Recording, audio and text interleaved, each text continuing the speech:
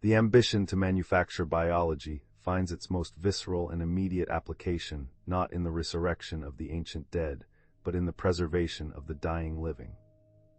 In hospitals across the world, a silent countdown ticks away for hundreds of thousands of patients waiting for an organ transplant.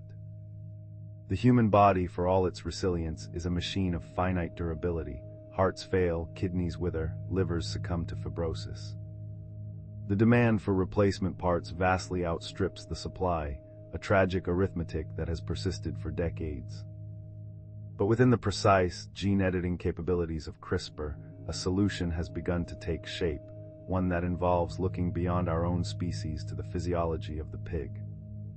For years, xenotransplantation, the transplanting of organs from one species to another, was a biological impossibility, blocked by the violent refusal of the human immune system to accept the foreign tissue. Before we move on, a quick subscribe helps this stay in your feed whenever you're ready to relax and learn again. The pig genome carries specific sugar molecules on the surface of its cells, molecular flags that scream alien to the human body, triggering an immediate, catastrophic rejection known as hyperacute rejection. The blood clots, the tissue dies, the organ fails within minutes. But the rejection is only one layer of the problem. Buried deep within the porcine genome is a sleeping army of viruses. These are porcine endogenous retroviruses, PERVs, ancient viral remnants that integrated into the pig's DNA millions of years ago. In the pig, they are silent, kept in check by the host suppressors. But if a pig organ were placed into a human body, susceptible and immunocompromised by anti-rejection drugs, these retroviruses could wake up. They could replicate, spill out of the cells, and potentially infect the human host, sparking a new zoonotic pandemic.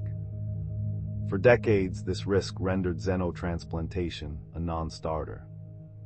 You cannot cure a patient only to infect them with a prehistoric pig virus. Enter the laboratory of George Church and the startup eGenesis.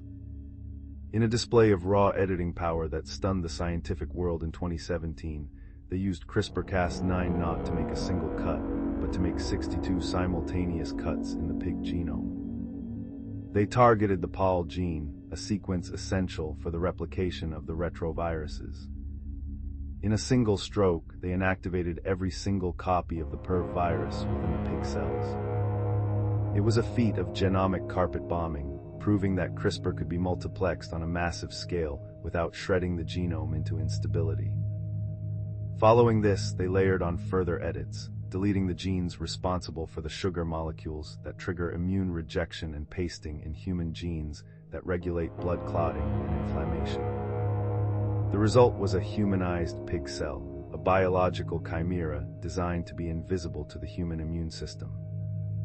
This work culminated in landmark surgeries performed in the early 2020s, where genetically edited pig hearts and kidneys were transplanted into brain-dead human recipients, and eventually into a living patient. The sight of a porcine heart beating rhythmically inside a human chest, driving human blood through human arteries, was a moment of profound biophilosophical convergence. It blurred the lines between species, transforming the animal from a source of food into a source of life.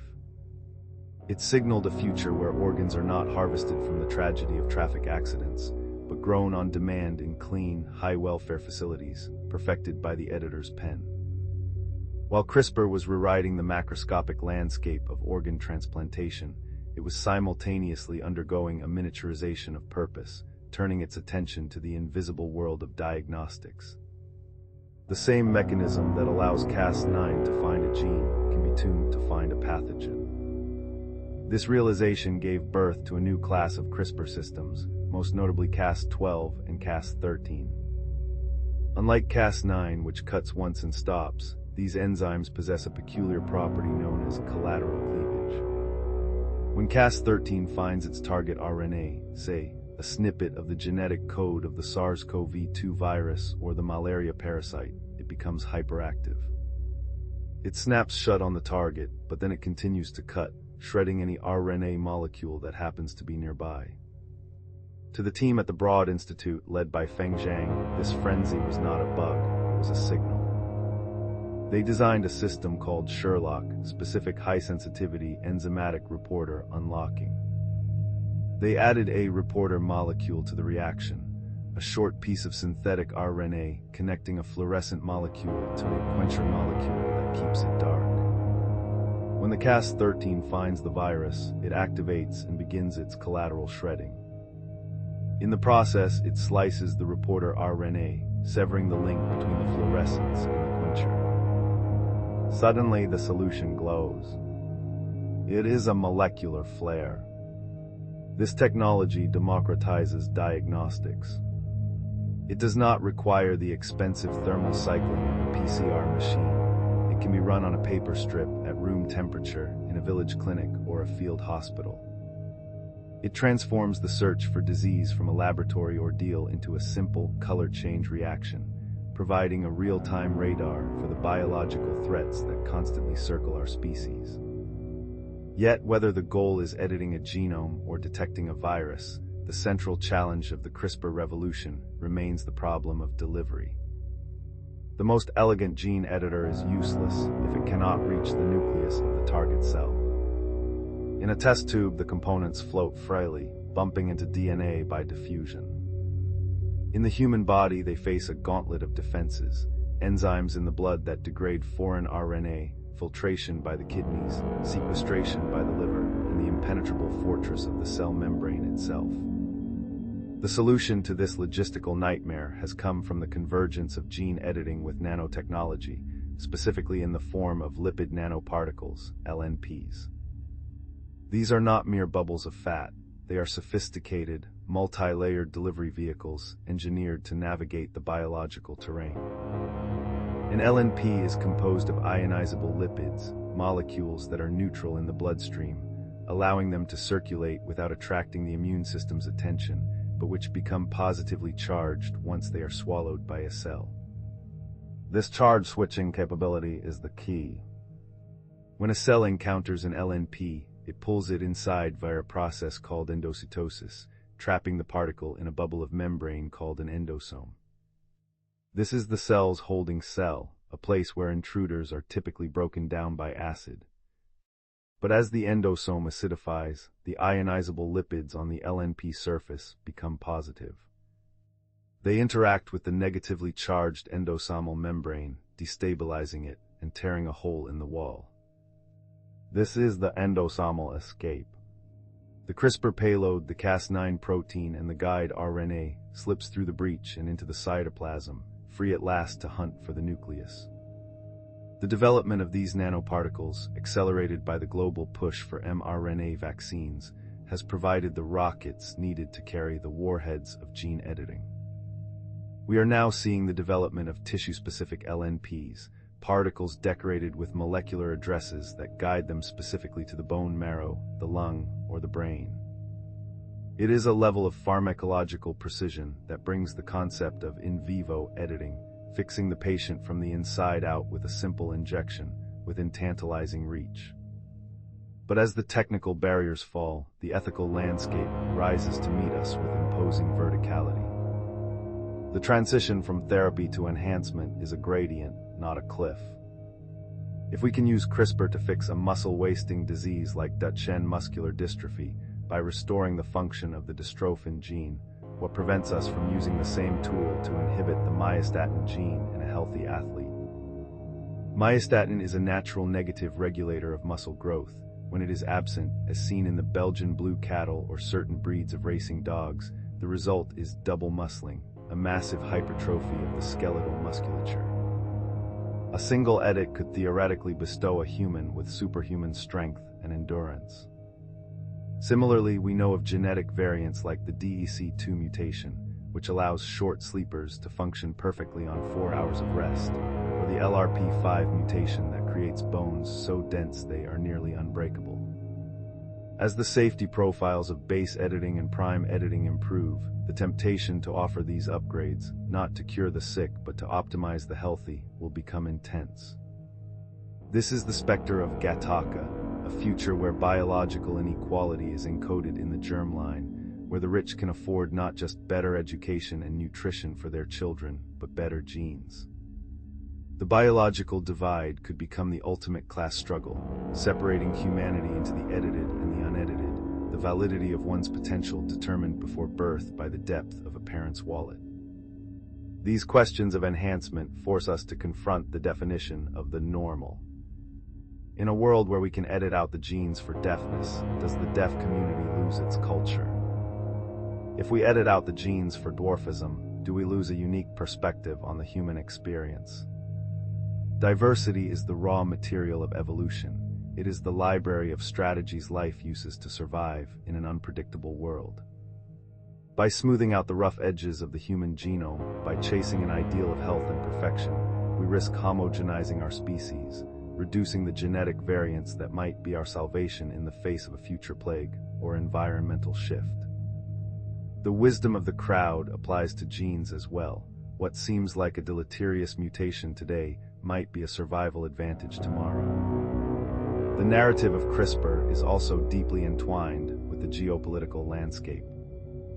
Science is a global endeavor, but regulations are local. While the West wrestles with the ethics of germline editing, pausing to deliberate, other nations may choose to press ahead, driven by the desire for national competitive advantage or a different cultural relationship with the concept of genetic sanctity. The Jiangqi affair was a solitary act, but it hinted at a future where genetic tourism becomes a reality, parents traveling to jurisdictions with laxer laws to access the latest enhancements for their offspring. This fragmentation of bioethics creates a dilemma. Can we have a global consensus on the modification of the human species, or will the future of human evolution be decided by the most permissive nation? As we peer deeper into the biological machinery, we are also discovering that the genome is not a dictator, but a committee. The one gene, one disease model is true for conditions like sickle cell and Huntington's, but for complex traits like intelligence, height, or personality, the story is one of thousands of genes acting in concert, each contributing a tiny whisper to the final shout. This is polygenic complexity.